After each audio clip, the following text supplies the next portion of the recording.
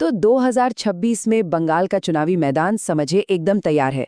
और हवा में जो टेंशन है ना, वो साफ महसूस हो रहा है। ये सिर्फ एक चुनाव नहीं, बल्कि एक पॉलिटिकल महासंग्राम बन चुका है। तो आज हम इसी की एक एक परत को खोलकर देखेंगे। देखिए, ये कोई आम राज्य का चुनाव नहीं है। 23 तारीख को जब बंगाल वोट डालेगा ना, तो वो सिर्फ अपने लिए फैसला नहीं करेगा, पूरे देश की नजरें इस पे टिकी हुई हैं। क्यों? क्योंकि माना जा रहा है कि ये चुनाव आने वाली नेशनल पॉलिटिक्स का रुख तय कर सकता है। तो सबसे बड़ा सवाल यही उठता है कि आखिर एक राज्य का फैसला पूरे देश के लिए इतना जरूरी क्यों हो गया है? बंगाल का ये फैसला हमारी नेशनल पॉलिटिक्स को किस तरफ लेकर जाएगा? चलिए मिलकर इसी गुत्थी को सुलझाने की कोशिश करते हैं।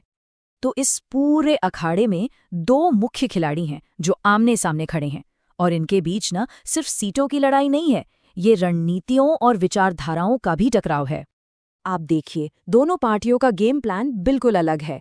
एक तरफ है ममता बनर्जी की तृणमूल कांग्रेस, इनका पूरा जोर किस पर है? वेलफेयर स्कीम्स और बंगाली प्राइड पर।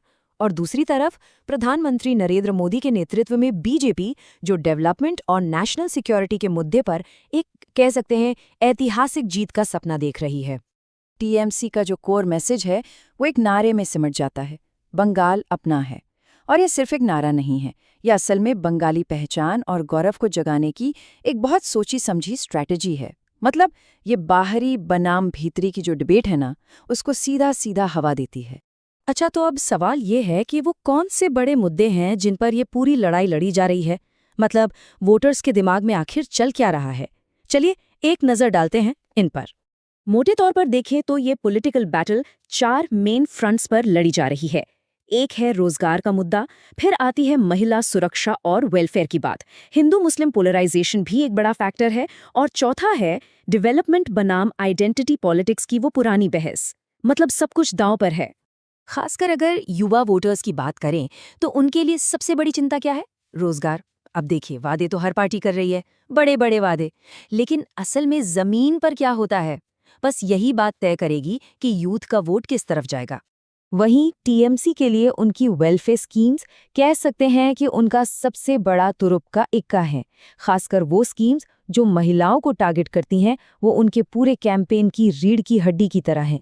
और हाँ, एक मुद्दा जो हर चुनाव में उठता है और इस बार भी काफी गर्म है, वो है पोलराइजेशन का। ये एक बहुत ही सेंसिटिव टॉपिक है, और जैसा कि हमारे सोर्सेज में बताया गया है, इसमें वोटों को बांटने और चुनाव के नतीजों पर असर डालने का पूरा पोटेंशियल है। तो हमने मुद्दे तो समझ लिए, अब फोकस करते हैं उन वोटर्स पर। मतलब वो कौन से लोग हैं जिनके हाथ में जीत की चाबी है। एक्सपर्ट्स मानते हैं कि यही लोग इस क्लोज फाइट का नतीजा तय करेंगे। देखिए, 2026 के जो असली गेम चेंजर्स माने जा रहे हैं वो 3 हैं। एक, बहुत जरूरी रूरल वोट, दूसरा शहरों का प्रभावशाली वोट, और तीसरा जो शायद सबसे डायनामिक है, वो है यूथ और फर्स्ट टाइम वोटर्स का ग्रुप। इन्हीं के हाथ में शायद पार्टियों की किस्मत की चाबी है। और एक बात पे तो लगभग सारे एक्सपर्ट सहमत हैं कि ये मुकाबला बहुत बहुत क्लोज होने वाला है।